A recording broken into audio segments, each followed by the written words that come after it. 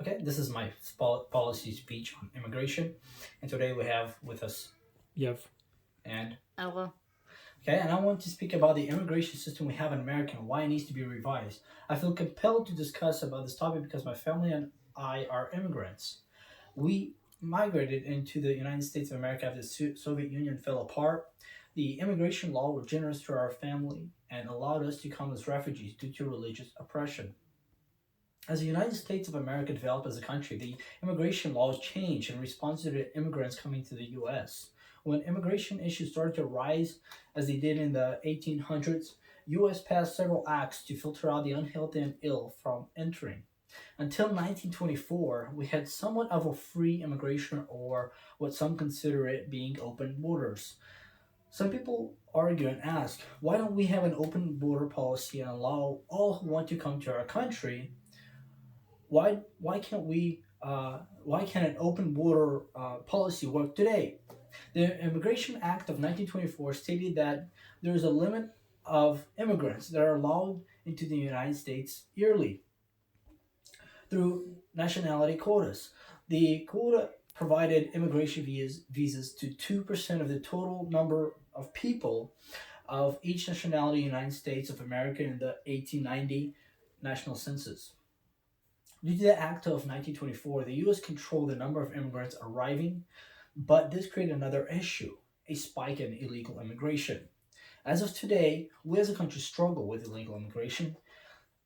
Immigrants that cross from Canada and Mexico, we work, the work of the U.S.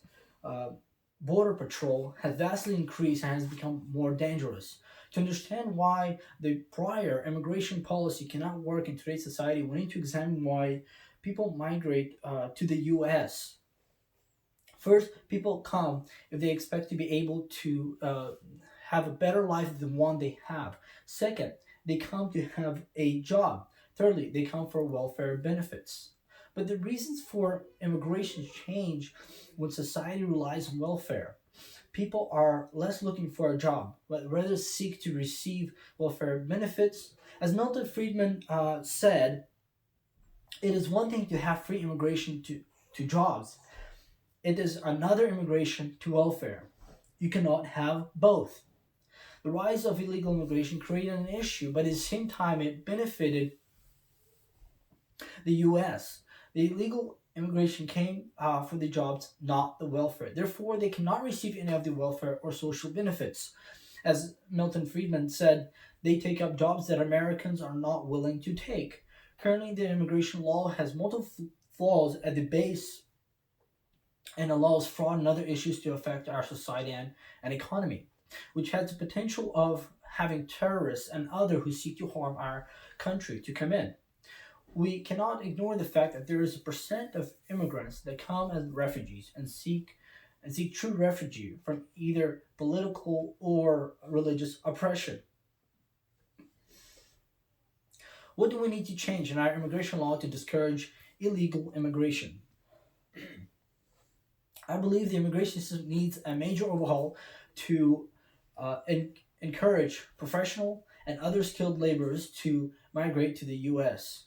The current administration seeks to move the United States immigration laws away from one that is predominantly family based and towards the one that is favorable applicable with desirable labor market attributes to be selected use a point system. The proposal of a point system both looks to the mechanisms adopted by other high income countries for selected econ- eh, economic migrations and revive some elements of prior US legislative proposals.